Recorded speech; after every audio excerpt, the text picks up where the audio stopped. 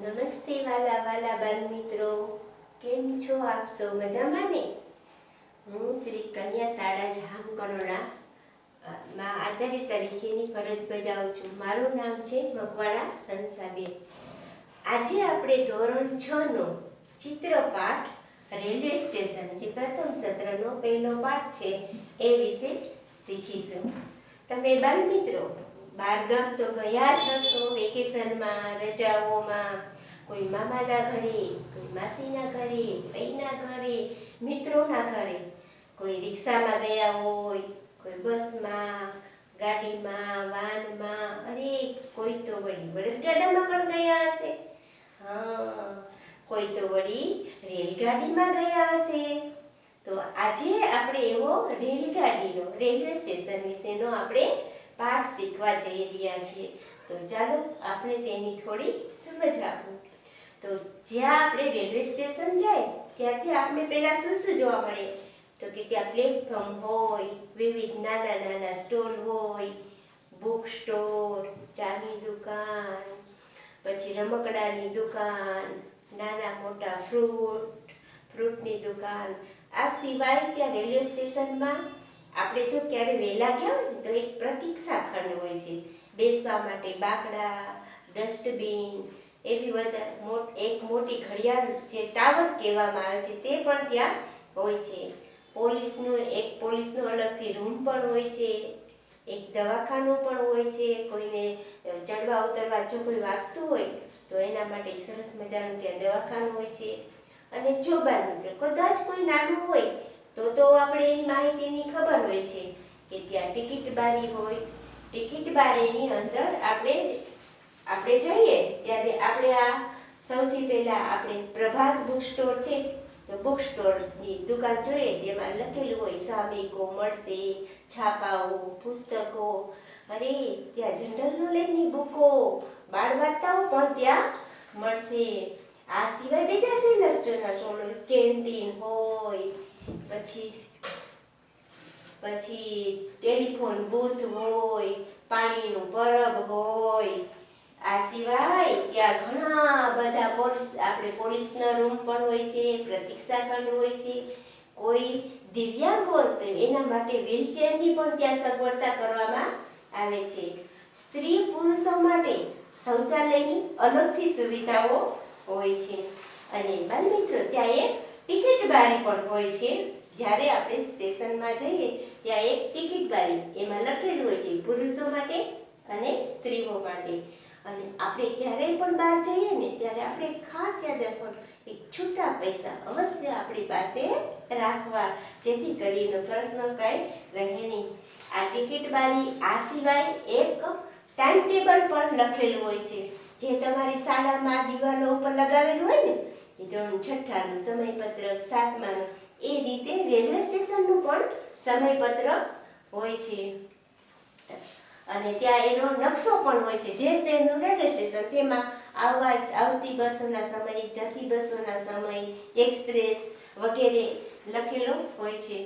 પછી ક્યારેય તમે બાળ મિત્રો જો આવા લાલ શર્ટ પહેરેલા માણસો હોય, જે એને આપણે ગુજરાતીમાં હમાલ તરીકે અને આપણે અંગ્રેજીમાં એને કુલી તરીકે ઓળખીએ છીએ, તો એ લોકો આપણો સામાન ઉંચકી અને આપણે ડબ્બા સુધી પહોંચાડે છે, અથવા ઉતરીએ ત્યારે આપણે રિક્ષા સુધી, આપણા વાહન સુધી પહોંચાડે છે. અને એ ખાસ એનો યુનિફોર્મ ગણાય છે. તમે ક્યારે જાઓ ત્યારે ખાસ નોંધ કરજો. અરે હા, અને એક પૂછપરછ બારી પણ હોય છે ત્યાં. પૂછપરછ બારીમાં ત્યાં એક ભાઈ હોય છે, એ માઇકમાં બોલતા હોય છે, કૃપયા યાત્રી ધ્યાન દે, પોતાનો સામાન સાચવીને રાખે, ખિસ્સા કાતરુથી સાવધાન, વગેરે વગેરે જેવી સૂચનાઓ. ક્યારેક તો એવું પણ કહેવાય કે રાજકોટથી અમદાવાદ તરફ જતી એક્સપ્રેસ આજે 10 મિનિટ મોડી પહોંચશે. એવી પણ જાહેરાતો કરતા હોય છે, જે તમે સાંભળશો. આ સિવાય આપણે ક્યારેય મોટા રેલવે સ્ટેશન પર જઈએ તો આપણે ઘણી બધી માહિતી મેળવવી પડે, કે ગાડીની માહિતી, ક્યારે આવશે, ક્યારે જશે, વચ્ચે કેટલા સ્ટેશન રોકાશે, એનું કેટલું ભાડું છે, કયા પ્લેટફોર્મ ઉપર ઊભી રહેશે, એ પણ આપણે જાણકારી મેળવવી પડશે. ત્યાં આ સિવાયની ઘણી બધી સૂચનાઓ પણ જોવા મળે છે, કે ત્યાં સરસ મજાનું બોર્ડ હોય, બોર્ડ ઉપર લખેલું હોય, જેમ શાળામાં કેમ અલગ અલગ બોર્ડ હોય, દિવાલોમાં શાંતિ જાળવો, સ્વચ્છતા રાખો, પાણીનો બગાડ કરશો નહીં, ગંદકી કરશો નહીં, બિનવારસી વસ્તુને અડકશો નહીં અને ટિકિટ વગર મુસાફરી કરશો જ નહીં. ચાલો બાળ મિત્રો, તમને સરસ મજાનો આજે એવો ચિત્રપાઠ બતાવું છું. જો આમાં તમને કયા કયા ચિત્રો નજરે પડે છે? પાટા ઉપર એક રેલગાડી ઊભી છે. ચિત્રમાં બે સ્ટોલ છે, એક છે પ્રભાત બુક સ્ટોલ અને એક છે ટી સ્ટોલ. આ સિવાય એમાં ક્યાં ક્યાં મુસાફરો હોય છે? તો કે બુક સ્ટોલમાં બે માણસો છે, ટી સ્ટોલમાં માણસો છે.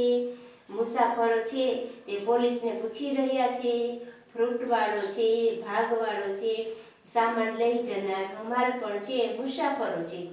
અને ત્યાં પણ કોઈ વૃદ્ધો કે મોટેરાઓ માટે બેસવા માટેની બાકડાઓ કે બેન્ચો હોય છે. બાજુમાં ડસ્ટબિન પણ હોય છે. કોઈ નાના તમારા જેવા બાળકો થાકી જાય, કોઈ ભાગ ખાય તો કચરો તેમાં જ નાખો. હવે આપણે જોઈએ છીએ આ ચિત્ર પરથી થોડાક એવા પ્રશ્નો આપણે પૂછીશું કે આ ચિત્રમાં આપને કોણ કોણ નજરે પડે છે? તો કે ચિત્રમાં તો આપણને મુસાફરો, હમાલ, દુકાનવાળા અને પોલીસવાળા વગેરે આપણને નજરે પડે છે. ચિત્રમાં ક્યાં ક્યાં સ્ટોલ છે? તો કે ચિત્રની અંદર બે સ્ટોલ છે, પ્રભાત બુક સ્ટોલ અને ટી સ્ટોલ. ચિત્રમાં એક ઘડિયાળ આપેલી છે, એનો સમય પૂછે છે, એમાં કેટલા વાગેલા છે? તો કે ચિત્રમાં ઘડિયાળ આપેલી છે, એમાં 4:30 થઈ છે. એમાં એક સિગ્નલ પર આપેલું છે. હવે આ બાળ મિત્રો, આને થોડા આપણે પ્રશ્નો લઈએ છીએ તો વર્કશીટ 1. તો ચાલો આપણે થોડીક એના વિશેની માહિતી લઈએ. જો બાળ મિત્રો, થોડાક આ પ્રશ્નો છે કે આમાં હું તમને પૂછું એમાંથી તમે કયા સ્થળે ગયા છો?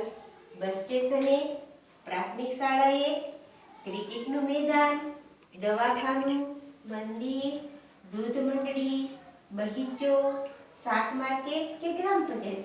આમાં તમે કોઈ પણ સ્થળની મુલાકાત લીધી છે? તો હા, હું તમને એક પ્રશ્ન પૂછું કે તમને આમાંથી કયું સ્થળ ગમ્યું? શાળા ગમી? અરે વાહ! તમને મંદિર ગમ્યું? મંદિર પણ સર બધા ભગવાન પાસે તો પેલા નમવું જ પડે ને.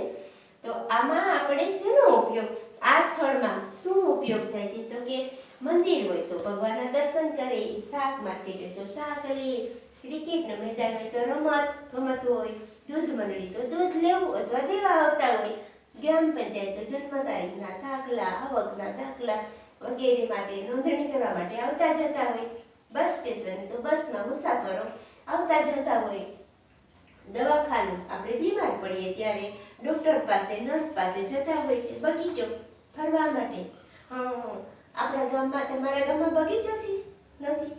કાંઈ વાંધો નહીં, તમે વાડીએ જશો તો બગીચા જેવું થઈ રહેશે. આમાં લોકોની અવર જવર, આ બધા સ્થળો છે એમાં સૌથી વધુ અવર જવર તમને ક્યાં જોવા મળે?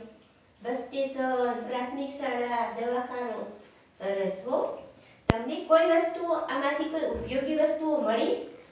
બસ સ્ટેશનમાં, બસ સ્ટેશનમાં બુક સ્ટોર હતો, એમાંથી તમે બુક લીધી. કઈ બુક લીધી? બાળ વાર્તાઓની. સરસ. બીજી? જનરલ નોલેજની. વાહ, સરસ હો! એનો ખૂબ ઉપયોગ કરજો. આમાં તમે ક્યારેય બસ સ્ટેન્ડે ગયા હોય તો તમે કોઈ સૂચનાઓ વાંચી હતી? ત્યાં એક કચરા પેટી હતી, ત્યાં લખેલું હતું કે અહીંયા કચરો ફેંકશો નહીં, કચરા પેટીમાં જ નાખો. પાણીના પરબ પાસે લખેલું હતું કે ઊંચેથી પાણી પીશો, પાણીનો બગાડ કરશો નહીં. દિવાલોમાં લખાતું સ્વચ્છતા જાળવો.